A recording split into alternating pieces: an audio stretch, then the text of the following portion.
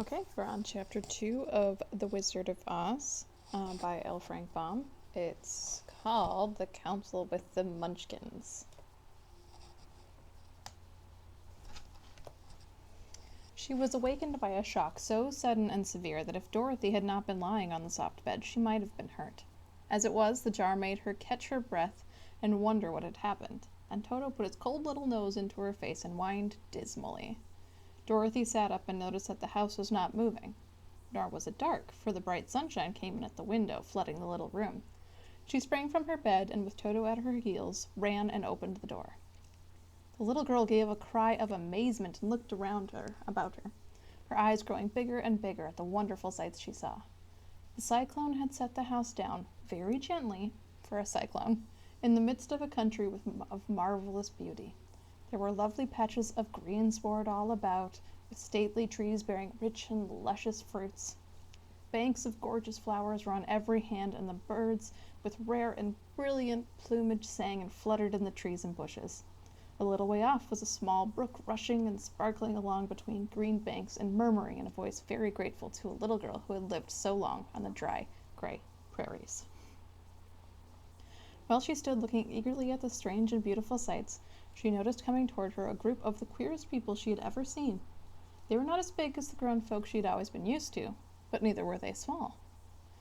In fact, they seemed about as tall as Dorothy, who was a well-grown child for her age, although they were, so far as looks go, many years older. 3 were men and 1 a woman, and all were oddly dressed.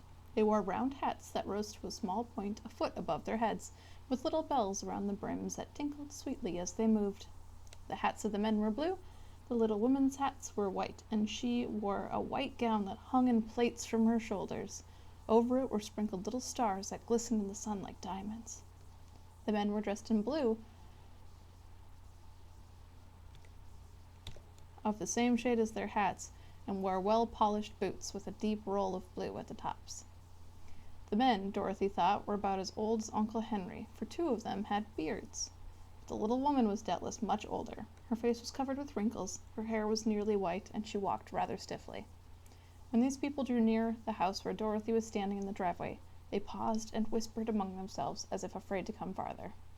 The little old woman walked up to Dorothy, made a low bow, and said in a very sweet voice, "You are welcome, most noble sorceress, to the land of the Munchkins. We are so grateful to you for having killed the Wicked Witch of the East and for setting our people free from bondage." Dorothy listened to this speech with wonder. What could the little woman possibly mean by calling her a sorceress and saying she had killed the Wicked Witch of the East? Dorothy was an innocent, harmless little girl who had been carried by a cyclone many miles from her home, and she had never killed anything in her life.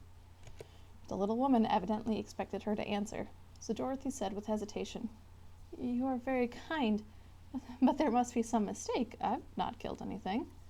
"Your house did anyway," replied the little old woman with a laugh. "And that is the same thing, see?" She continued pointing to the corner of the house. "There are her 2 toes sticking out from under a block of wood."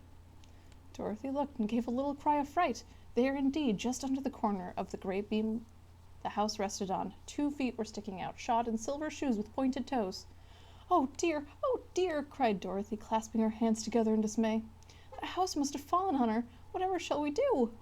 "There's nothing to be done," said the little woman calmly. "But who was she?" asked Dorothy. "She was the Wicked Witch of the East, as I said," answered the little woman. "She has held all the Munchkins in bondage for many years, making them slave for her night and day. Now they are all set free and are grateful to you for the favor." "Who are the Munchkins?" inquired Dorothy. "They are the people who live in this land of the East where the Wicked Witch ruled."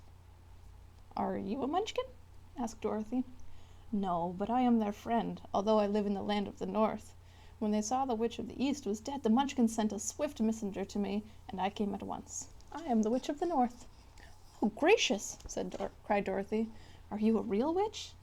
"Yes, indeed," answered the little woman. "But I am a good witch, and the people love me. I'm not as powerful as the Wicked Witch was who ruled here, or I should have set the people free myself." "But I thought all witches were wicked," said the girl, who was half frightened at facing a real witch. "Oh, no, that is a great mistake. There are only 4 witches in all the land of Oz, and 2 of them, those who live in the North and the South, are the good witches. I know this is true, for I am one of them myself, and cannot be mistaken. Those who dwelt in the east and the west were indeed wicked witches. But now that you have killed one of them, there is but one wicked witch in all the land of Oz, the one who lives in the west. But, said Dorothy, after a moment's thought, Aunt Em has told me that the witches are all dead, years and years ago. Who is Aunt Em? Inquired the little old woman. Well, she's my aunt, who lives in Kansas, where I come from. The Witch of the North seemed to think for a time, with her head bowed and her eyes upon the ground. Then she looked up and said, I do not know where Kansas is, for I have never heard that country mentioned before. But tell me, is it a civilized country? Oh, yes, replied Dorothy. Then that accounts for it. In the civilized countries, I believe there are no witches left, nor wizards, nor sorceresses, nor magicians. But you see, the land of Oz has never been civilized, for we are cut off from all the rest of the world. Therefore, we still have witches and wizards among us. Who are the wizards? Asked Dorothy. Oz himself is the great wizard, answered the witch, sinking her voice to a whisper. He is more powerful than all the rest of us together. He lives in the City of Emeralds.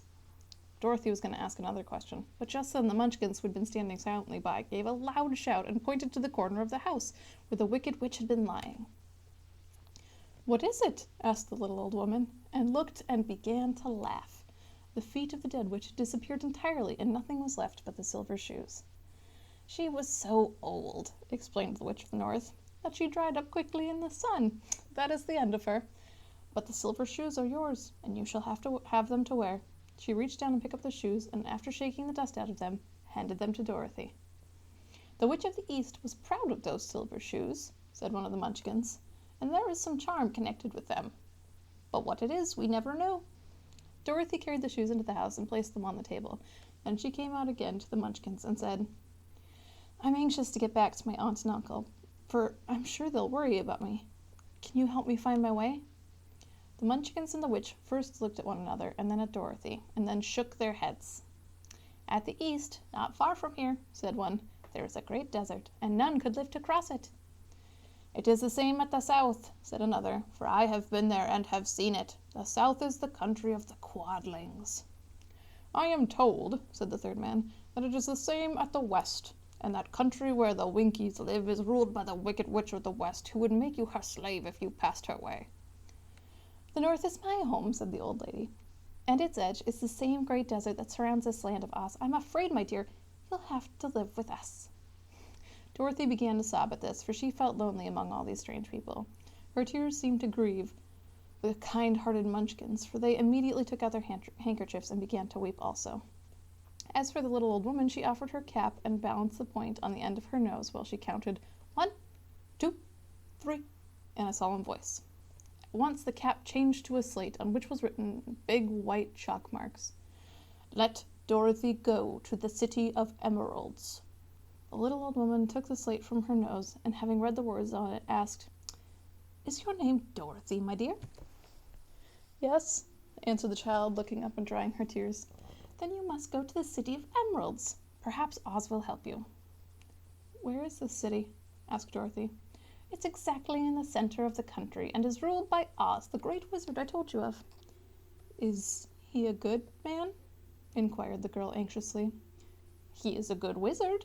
Whether he is a man or not, I cannot tell, for I've never seen him. How can I get there? Asked Dorothy. You must walk. It's a long journey through a country that is sometimes pleasant and sometimes dark and terrible. However, I will use all the magic arts I know to keep you from harm. Won't you go with me? Pleaded the girl, who had begun to look upon the little old woman as her only friend. No, I cannot do that, she replied, but I will give you my kiss, and no one will dare injure a person who has been kissed by the Witch of the North. She clung close to Dorothy and kissed her gently on the forehead. Where her lips touched the girl, they left a round, shining mark, as Dorothy found out soon after. The road to the City of Emeralds is paved with yellow brick, said the witch, so you cannot miss it.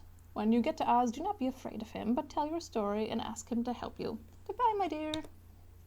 The three Munchkins bowed low to her and wished her a pleasant journey, after which they walked away through the trees. The witch gave Dorothy a friendly little nod, whirled around on her left heel 3 times, and straightway disappeared, much to the surprise of little Toto, who barked after her loudly enough when she was gone, because he had been afraid even to growl while she stood by.